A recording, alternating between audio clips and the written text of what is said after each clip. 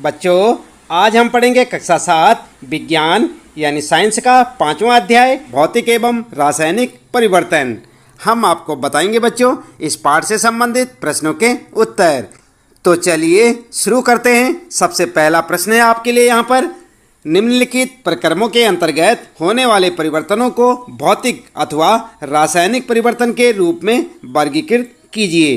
तो यहाँ पर जो है आपके लिए क है यहाँ पर प्रकाश संश्लेषण, ख है जल में शक्कर को घोलना, ग है कोयले को जलाना, घ है मोम को पिघलाना, च है यहाँ पर एल्युमिनियम के टुकड़े को पीटकर उसका पतला पत्र यानी कि फाइल बनाना, और छ भोजन का पाचन। तो आप इन्हें अलग अलग रूप से वर्गीकृत करेंगे। सबसे पहले आप वर्गीकृत करेंगे भौतिक परिवर्तन में। तो यहाँ पर है ख है जल में शक्कर को घोलना, घ है मोम को पिघलाना, और च एल्युमिनियम के टुकड़े को पीटकर उसका पतला पत्र यानी कि फाइल बनाना। ये सब क्या है? भौतिक परिवर्तन। ठीक है, उत्तर में आप इस प्रकार से लिखेंगे। और फिर लिखेंगे रासायनिक परिवर्तन कौन कौन से। तो यहाँ पर क है प्रकाश संश्लेषण, ग है कोयले को जलाना, और छ भोजन का पाचन। ये सब क्या है? रासायनिक परिवर्तन। समझ गए ना आप? ये आपका यहाँ पर जो है पहला प्रश्न है बच्चों, ध्यानपूर्वक देखें। ये पहला प्रश्न है आपका और उसका उत्तर आप यहाँ से लिख सकते हैं। दो रूपों में लिखेंगे, भौतिक परिवर्तन और रासायनिक परिवर्तन।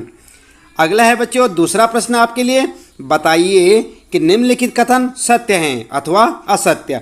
यदि कथन असत्य हो तो अपनी अभ्यास पुस्तिका में उसे सही करके लिखिए। आई बात समझ में? और यहाँ पर जो है कह है आपके लिए, लकड़ी के लट्ठे को टुकड़ों में काटना एक रासायनिक परिवर्तन है। क्या ये सत्य है या असत्य है? आपको बताना है। ख है पत्तियों से खाद का बनना एक भौतिक परिवर्तन है। क्या सत्य है या असत्य? ये आपको बताना है। ग है जस्ते यानी जिंक लेपित लोहे के पाइपों में आसानी से जंग नहीं लगती है। क्या ये सत्य है या असत्य? और घ है आपका लोहा और जंग एक ही पदार्थ हैं। सत्य है या असत्य है? च है भाप का संघनन रासायनिक परिवर्तन नहीं है। सत्य या असत्य? तो उत्तर में आप इस प्रकार से लिखेंगे। उत्तर लिखेंगे सबसे पहले क का, लकड़ी के लट्ठे को टुकड़ों में काटना एक रासायनिक परिवर्तन है। और ये क्या है? असत्य। इसमें क्या लिखेंगे आप? असत्य लिखेंगे। उसके बाद ख है पत्तियों से खाद का बनना एक भौतिक परिवर्तन है। ये भी है असत्य। ठीक है, इसे भी आप असत्य लिखेंगे। और ग है जस्ते यानी जिंक लेपित लोहे के पाइपों में आसानी से जंग नहीं लगती है। तो ये क्या है? सत्य है। ठीक है, इसी प्रकार से घ वाला है लोहा और जंग एक ही पदार्थ हैं। तो ये क्या है? असत्य। यहाँ पर क्या लिखेंगे आप? असत्य।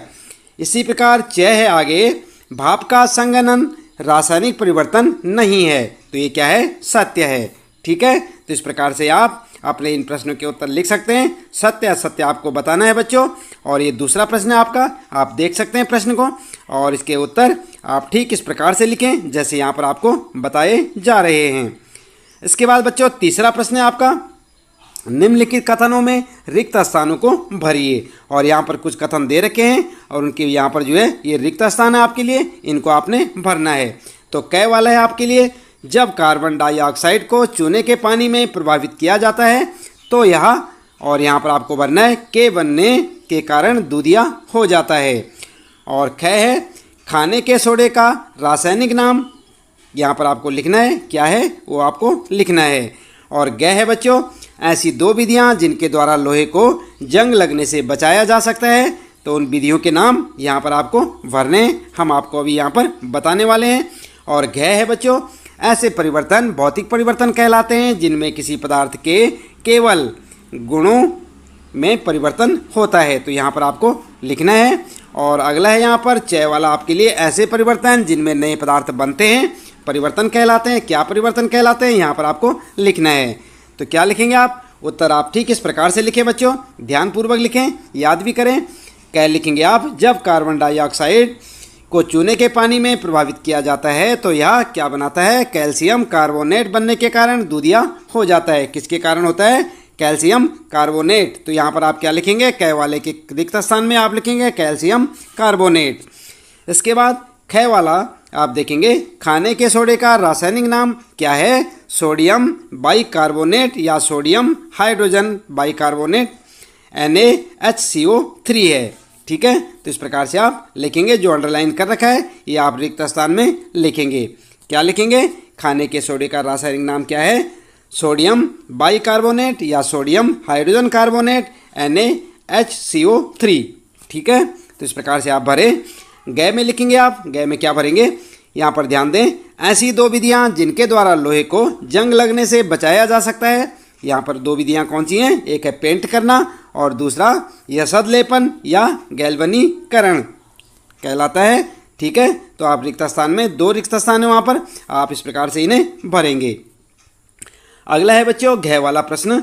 ऐसे परिवर्तन भौतिक परिवर्तन कहलाते हैं जिनमें किसी पदार्थ के केवल, यहाँ पर लिखेंगे आप, भौतिक गुणों में परिवर्तन होता है। क्या भरेंगे आप रिक्त स्थान में? घ में भौतिक। ठीक है, और च वाला है आपका ऐसे परिवर्तन जिनमें नए पदार्थ बनते हैं क्या कहलाते हैं? रासायनिक परिवर्तन। क्या लिखेंगे? रासायनिक परिवर्तन। तो यहाँ पर आप लिखेंगे रासायनिक और आपका ये प्रश्न हो जाएगा बच्चों, आपने देखा होगा। और इसके बाद जो है चौथा प्रश्न है आपका, जब नींबू के रस में खाने का सोडा मिलाया जाता है तो बुलबुले बनते हैं और गैस निकलती है। यह किस प्रकार का परिवर्तन है? समझाइए। तो यहाँ पर आप उत्तर लिखेंगे, यह एक रासायनिक परिवर्तन है। उसके बाद लिखेंगे खाने का सोडा प्लस नींबू का रस और फिर लिखेंगे नमक प्लस कार्बन डाइऑक्साइड प्लस पानी। ठीक है, तो इस प्रकार से आप लिख सकते हैं। समझाने के लिए आप इस प्रकार से इसे लिखेंगे। जब अम्ल किसी कार्बोनेट के साथ क्रिया करता है तो नमक, कार्बन डाइऑक्साइड और पानी बनता है। क्या बनता है? नमक, कार्बन डाइऑक्साइड और पानी बनता है। अगला है बच्चों पांचवा प्रश्न आपका, जब कोई मोमबत्ती जलती है तो भौतिक और रासायनिक परिवर्तन दोनों होते हैं। इन परिवर्तनों की पहचान कीजिए। ऐसे ही किसी ज्ञात प्रक्रम का एक और उदाहरण दीजिए जिसमें भौतिक और रासायनिक परिवर्तन दोनों होते हैं। तो आप देख रहे हैं आप, ये पांचवा प्रश्न आपका। उत्तर में आप इस प्रकार से लिख सकते हैं बच्चों। पहला लिखेंगे भौतिक परिवर्तन, गर्म होने पर मोमबत्ती का मोम पिघल जाता है। यह एक भौतिक परिवर्तन है क्योंकि यह ठंडा होने पर फिर से ठोस मोम में बदल जाता है। आपने देखी होगी मोमबत्ती जिसको आप जलाते हैं, उसके बाद क्या होता है, जो मोम जो है नीचे को गिरता है वो ठंडा होने के बाद फिर से जम जाता है, ठोस बन जाता है ना। और इसी प्रकार से आगे लिखेंगे आप रासायनिक परिवर्तन में लौ के पास का मोम जलता है और कार्बन डाइऑक्साइड, कार्बन कालिक, जलवाष्प, गर्मी और प्रकाश जैसे नए पदार्थ देता है। भोजन पकाना एक और उदाहरण है जहां भौतिक और रासायनिक दोनों परिवर्तन होते हैं। तो इस प्रकार से आप लिख सकते हैं। आपका ये पांचवा प्रश्न है बच्चों और इसका उत्तर इसमें लिखेंगे आप भौतिक परिवर्तन और रासायनिक परिवर्तन, हेडिंग डालकर लिखें। छठा प्रश्न है बच्चों, आप यह कैसे दिखाएंगे कि दही का जमना एक रासायनिक परिवर्तन है। आपने अपने घरों में दही जमाते हुए अपनी मम्मी को देखा होगा, जमाते हैं ना घरों में दही, तो कैसे करके आप देखेंगे यहाँ पर कि आप यह कैसे दिखाएंगे कि दही का जमना एक रासायनिक परिवर्तन है। उत्तर में आप लिख सकते हैं, उत्तर ठीक आप इस प्रकार लिखें, दही का जमना एक रासायनिक परिवर्तन है क्योंकि इसमें एक नया पदार्थ क्या होता है, लैक्टिक अम्ल बनता है जो मूल पदार्थ वसा और प्रोटीन यानी दूध से स्वाद में भिन्न होता है। इसके अलावा परिवर्तन अपरिवर्तनीय है, दही को दूध में परिवर्तित नहीं किया जा सकता। ठीक है, कभी देखा आपने बच्चों यहाँ पर क्या लिखा है, दही को दूध में परिवर्तित नहीं किया जा सकता। क्या आप कर सकते हैं? नहीं ना, दही को दूध में परिवर्तित नहीं कर सकते बल्कि दूध का दही बनता है, यानी दूध को आप दही में परिवर्तित कर सकते हैं। अगला प्रश्न है बच्चों सातवां, समझाइए कि लकड़ी के जलने और उसे छोटे टुकड़ों में काटने को दो भिन्न प्रकार के परिवर्तन क्यों माना जाता है। तो उत्तर आप क्या लिखेंगे, उत्तर आप लिखेंगे लकड़ी जलाना एक रासायनिक परिवर्तन है क्योंकि जलने पर लकड़ी राख यानी कि कार्बन डाइऑक्साइड गैस, जलवाष्प, गर्मी और प्रकाश जैसे नए पदार्थों में परिवर्तित हो जाती है। इसके अलावा परिवर्तन अपरिवर्तनीय है जबकि छोटे टुकड़ों में लकड़ी काटना एक भौतिक परिवर्तन है क्योंकि लकड़ी की मूल संरचना नहीं बदलती है, कोई नया पदार्थ नहीं बनता है। आई बात समझ में? तो इस प्रकार से देखें आप अपना सातवां प्रश्न है और उसका उत्तर आप लिखते चले जाएं, याद भी करें बच्चों साथ साथ। आठवां प्रश्न आपके लिए, कॉपर सल्फेट के क्रिस्टल कैसे बनते हैं, इनका वर्णन कीजिए। तो तो आप वर्णन ऐसे करेंगे। उत्तर में आप लिखेंगे कॉपर सल्फेट के क्रिस्टल निम्नानुसार तैयार किए जाते हैं। और यहाँ पर जो है नंबर 1 नंबर 2 करके भी आप लिख सकते हैं। पहला पॉइंट लिखेंगे एक बीकर में पानी ले लो और सल्फ्यूरिक अम्ल की कुछ बूंदें डालें। दूसरा पॉइंट लिखेंगे पानी गर्म करें, जब यह उबलने लगे तो इसमें लगातार कॉपर सल्फेट पाउडर डालें। अगला लिखेंगे संतृप्त स्तर तक कॉपर सल्फेट पाउडर डालना जारी रखें। इसके बाद अगला पॉइंट लिखेंगे घोल को छान लें और ठंडा होने के लिए छोड़ दें। और अंतिम पॉइंट लिखेंगे हम कुछ घंटों के बाद कॉपर सल्फेट के क्रिस्टल का निरीक्षण कर सकते हैं। आई बात समझ में? तो ये है आपका 8वां प्रश्न, कॉपर सल्फेट के क्रिस्टल कैसे बनते हैं इनका वर्णन कीजिए। तो आप इस प्रकार से इनके पॉइंट दर पॉइंट लिख सकते हैं बच्चों और इन्हें याद भी करें। 9वां प्रश्न है आपका, समझाइए कि लोहे के गेट को पेंट करने से उसका जंग लगने से बचाव किस कारण से होता है। उत्तर क्या लिखेंगे? उत्तर लिखेंगे जंग लगने के लिए ऑक्सीजन और पानी या जलवाष्प दोनों की उपस्थिति की आवश्यकता होती है। पेंट की परत हवा और ऑक्सीजन के साथ लोहे के सीधे संपर्क को रोककर जंग लगने से बचाता है। तो ये था आपका 9वां प्रश्न और उसका उत्तर। अगला है बच्चों 10वां प्रश्न आपके लिए, समझाइए कि रेगिस्तानी क्षेत्रों की अपेक्षा समुद्री तटीय क्षेत्रों में लोहे की वस्तुओं में जंग अधिक क्यों लगती है।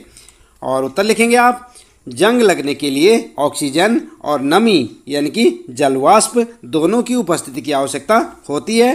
तटीय क्षेत्रों में रेगिस्तानी क्षेत्रों यानी कि कम आर्द्र क्षेत्रों की तुलना में हवा में नमी की मात्रा अधिक या अत्यधिक होती है, इसलिए तटीय क्षेत्रों में जंग अधिक लगती है।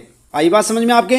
जंग लगने के लिए ऑक्सीजन और नमी यानी कि जलवाष्प दोनों की उपस्थिति की आवश्यकता होती है, जबकि क्या होता है तटीय क्षेत्रों में रेगिस्तानी क्षेत्रों यानी कि जहाँ जो गर्म इलाके हैं, रेतीले इलाके हैं, कम आर्द्र की तुलना में हवा में नमी की मात्रा अधिक होती है, इसलिए तटीय क्षेत्रों में जंग अधिक लगती है। तो आप लिख सकते हैं ये 10वां प्रश्न आपका और इसका उत्तर। ठीक, आप इसी प्रकार लिखें, इसे याद भी करें। 11वां प्रश्न है बच्चों, हम रसोई में जिस गैस का उपयोग करते हैं वह द्रवित पेट्रोलियम गैस LPG, आप जानते हैं ना रसोई गैस सिलेंडर में कौन सी गैस होती है? LPG कहलाती है। सिलेंडर में LPG द्रव के रूप में होती है यानी कि तरल रूप में होती है। आप देखते हैं जो सिलेंडर के अंदर जो गैस होती है वो कैसी होती है? तरल रूप में। सिलेंडर से बाहर आते ही या गैस में परिवर्तित हो जाती है, परिवर्तन A, फिर यही गैस जलती है, परिवर्तन B। तो यहाँ पर जो है आपके लिए प्रश्न बनता है निम्नलिखित कथन इन परिवर्तनों से संबंधित है, सही कथन का चयन कीजिए। तो यहाँ पर क्या है आपके लिए? प्रक्रम A एक रासायनिक परिवर्तन है, ख है प्रक्रम B एक रासायनिक परिवर्तन है, और ग है प्रक्रम A और प्रक्रम B दोनों ही रासायनिक परिवर्तन हैं। और अगला है यहाँ पर घ वाला, इनमें से कोई भी प्रक्रम रासायनिक परिवर्तन नहीं है। तो आप क्या लिखेंगे उत्तर बच्चों? उत्तर आप इस प्रकार से लिखें। उत्तर लिखेंगे ख वाला, प्रक्रम B एक रासायनिक परिवर्तन है। तो आपका उत्तर हो जाएगा। आप ध्यानपूर्वक लिखें, पहले प्रश्न को समझे बच्चों कि ये प्रश्न हमें क्या कह रहा है, क्या पूछ रहा है, और उसके बाद ही इसका उत्तर लिखें।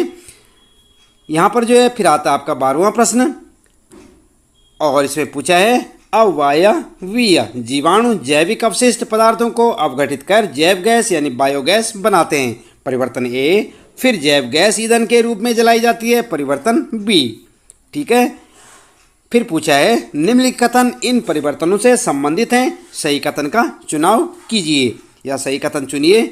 और यहाँ पर जो है कथन ये है आपके लिए, क है प्रक्रम A एक रासायनिक परिवर्तन है और ख है प्रक्रम B एक रासायनिक परिवर्तन है, ग है प्रक्रम A और प्रक्रम B दोनों ही रासायनिक परिवर्तन हैं, या घ है इनमें से कोई भी प्रक्रम रासायनिक परिवर्तन नहीं है। तो क्या लिखेंगे आप उत्तर? उत्तर आप इस प्रकार से लिखें बच्चों। उत्तर लिखेंगे ग वाला, सही आपका, प्रक्रम A और प्रक्रम B दोनों ही रासायनिक परिवर्तन हैं। तो इसके साथ ही बच्चों इस पाठ से संबंधित प्रश्नों के उत्तर यहाँ पर समाप्त होते हैं। उम्मीद है कि आपको अच्छे से समझ आए होंगे। इसी प्रकार लगातार कक्षा 7 विज्ञान के सभी पाठों के प्रश्न उत्तर जानने के लिए चैनल को सब्सक्राइब अवश्य कर दें, बेल आइकन भी दबा दें बच्चों, ताकि आपको आने वाली प्रत्येक पाठ की वीडियो की नोटिफिकेशन भी मिलती रहे।